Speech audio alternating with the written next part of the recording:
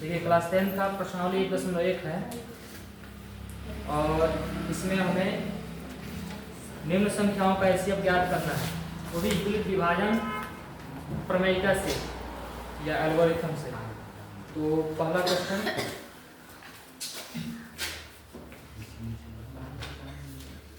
इसमें देखते रहना कैप्चर कहाँ से कर रहे हैं। ऊपर ज़्यादा लिखेंगे या दाहिने साइड ज़्यादा लिख देंगे तो बताना इसमें यहाँ से आ जाएगा। अरे नहीं पूरा। पहला क्वेश्चन है, निम्नलिखित संख्याओं का एचसीएफ ज्ञात करें। 135 और 200, 135 और 225 का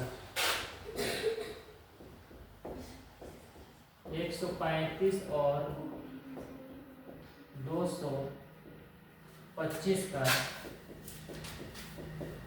एचसीएफ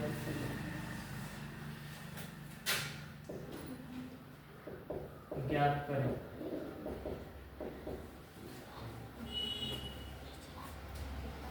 क्लास 10 में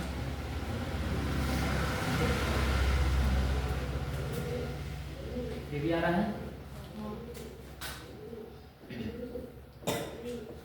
प्रश्नावली आपका दिया है 1.1।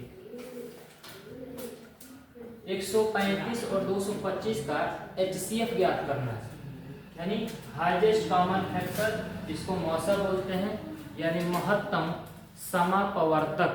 महत्तम समापवर्तक। सबसे पहले हम इसको भाग विधि से बना लेते हैं और उसके बाद से विभाजन एल्गोरिथम को समझाया जाएगा।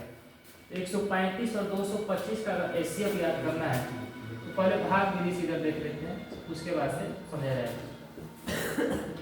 भाग विधि से, तो भाग विधि में क्या होता है कि जो सबसे बड़ा संख्या होता है उसमें हमको भाग देना होता है छोटे अंश से, यानी जो छोटी संख्या है। तो इसमें आपकी छोटी संख्या 135 है और बड़ी संख्या 225 है। तो 225 में 135 से भाग करेंगे तो 135 में 1 से गुणा करेंगे तो 135 हो जाएगा। अगर 2 बार में अगर कटा रहे हैं तो 270 हो जाएगा। तो इससे ज़्यादा हो जाएगा। तो हम भाग में क्या करते हैं कि अधिक संख्या नहीं लिख सकते, उससे ठीक पहले वाली संख्या को लिख देंगे। तो घटाएंगे इसमें 5 घटा 0 और 2 में से 3 तो घटेगा नहीं, इसलिए एक इसमें से हाथ से ले लेंगे। ये हो जाएगा 12 में से 3 घटाएंगे बचेगा 9। और यहाँ पे जो एक हासिल दे दिया है तो इसके पास तो एक भी नहीं बचा है, तो एक में से एक घटेगा कुछ नहीं, यानी 0 हो गया। ये तो भाग का प्रोसेस है। अब क्या करते हैं कि अब 90 से हमको फिर भाग करना होगा 135 में, यानी जो शेषफल होता है वही अगले चरण में भाजक बन जाता है। भाजक बन जाता है तो 90 से भाग करेंगे 135 में, ये भी एक बार में घटेगा। 5 में से 0 घटा 5 और 3 में से तो 9 घटेगा नहीं, इसलिए हम क्या करेंगे एक इससे उधार लेंगे, ये हो जाएगा 13 और 13 में से 9 घटा देंगे तो बचेगा 4। और यहाँ पे क्या बचा, जब एक दे दिया तो इसके पास कुछ नहीं है, इसका मतलब 0 है, तो यहाँ पे 0 कोई मतलब ही नहीं रहेगा। अब ये शेषफल हो गया। फिर यही अगले चरण में क्या हो रहा है, भाजक बन जा रहा है और भाज्य कौन है तो 90। फिर इसको भाग करेंगे तो 45 गुना 90, 45 गुना 90, 0 में से 0 घटा 0 यानी कुछ नहीं और 9 में से 9 घटा ये भी कुछ होगा, यानी यहाँ पे हमारा शेषफल 0 हो गया। तो जब भी बच्चों अगर भाग करने पर यानी एचसीएफ शेषफल आपका 0 हो जाता है तो वहाँ पे भाग की क्रिया समाप्त कर दी जाती है और जिस संख्या से अंतिम बार में जिस संख्या से कटाने पर भागफल 0 आता है वही संख्या हमारा एचसीएफ कहलाता है, हाईएस्ट कॉमन फैक्टर कहलाता है, यानी मौसा, और इसको हम महत्तम समापवर्तक भी कहते हैं। यहाँ पे मौसा क्या हो जाएगा, यानी एचसीएफ क्या होगा तो 45, क्योंकि 45 से भाग किया तो शेषफल 0 बचा है, इसलिए हमारा मौसा 45 हो और मौसम को हम HCF भी कहते हैं अंग्रेजी में, हाईएस्ट कॉमन फैक्टर। तो ये था भाग विधि से HCF। अब थोड़ा ये समझ लेते हैं कि अभाज्य गुणनखंड विधि से मौसम कैसे ज्ञात करेंगे। चलिए यहाँ पे देखते हैं अभाज्य गुणनखंड विधि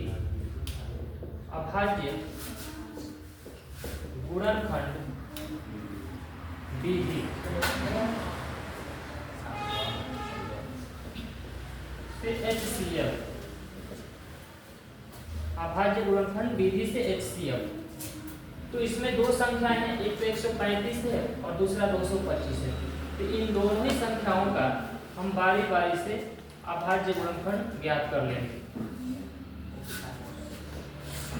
तो अगर 135 का अभाज्य गुणनखंड ज्ञात करें तो साइड में कहीं निकाल कर देखिए। सबसे पहले हम छोटी संख्या से इसको विभाजित करेंगे, जिससे भी विभाजित हो। तो इसको अगर कटाएं 3 से कट सकता है, 3 चौका 12 और 3 पचे 15। 45 में भाग करें 3 से, 3 भी कट सकता है, 15 3 45, 15 भी 3 से कट सकता है, 3 पचे 15 और 5 एकम 5। तो इसका अभाज्य गुणनखंड क्या होगा? 3 गुणा 3 गुणा 3 गुणा 5, 3 गुणा 3 गुणा 3 गुणा 5। यह हो गया 135 का अभाज्य गुणनखंड। ऐसे ही 225 का भी हम ज्ञात कर लेंगे। 225 लिखेंगे और इसको फिर भाग करेंगे। तो सबसे छोटी संख्या 3 से अगर डिवाइड कर रहे हैं तो 3 7 21 और 3 पचे 15 यानी 75 भाग है। 75 कट जाएगा 3 से, 25 किया 75 और 25 कट जाएगा 5 से, 5 गुणा 5 करेंगे तो 25 और 5 एकम 5। तो इसका अभाज्य गुणनखंड 3 गुणा 3 गुणा 5 गुणा 5, 3 गुणा 3 5 गुणा 5। ये था अभी हमारा सिर्फ अभाज्य गुणनखंड। अब हमको ज्ञात करना है मौसम यानी HCF। तो इसको हम थोड़ा सा मिटा देते हैं और फिर आगे समझेंगे। अब देखिए क्या करना है, दो संख्याओं का हम HCF ज्ञात कर रहे हैं। तो इन दोनों संख्याओं का जो अभाज्य गुणनखंड है, इसमें कौन कौन संख्या बिल्कुल एक जैसी नजर आ रही है उसको देखना है। तो इसमें आपको देखिए 3 नजर आ रहा है, इसमें भी 3 नजर आ रहा है, एक बार फिर से 3 है, इसमें भी एक बार फिर से 3 है, इसमें 3 है लेकिन इसमें 3 नहीं है। तो क्या है? 5 है और इसमें भी वो 5 है। तो जो जो संख्याएं आपको नजर आ रही है जो दोनों में है, सेम है, उभयनिष्ठ है, उसी को हम निचले लाइन में लिखेंगे। तो 3 जो है 2 बार मिल रहा है दोनों में, तो 3 2 बार लिख देंगे और 5 एक बार मिल रहा है दोनों में, तो 5 एक बार लिख देंगे। और यहाँ लिखा जाएगा HCF यानी मौसम। गुणा कर देंगे बच्चों, तो 3 या 9 बचे 45। क्या आपका हो गया? HCF यानी मौसम। एक तो ये भी आपका आंसर हो गया। ऐसे भी बना सकते हैं, ये अभाज्य गुणनखंड विधि है और यहाँ पे आप लोग देखते हैं भाग विधि से। तो यहाँ भी HCF क्या आया था? 45 ही आया और यहाँ भी 45 ही आया। तो ये अभाज्य गुणनखंड विधि है और ये भाग विधि है।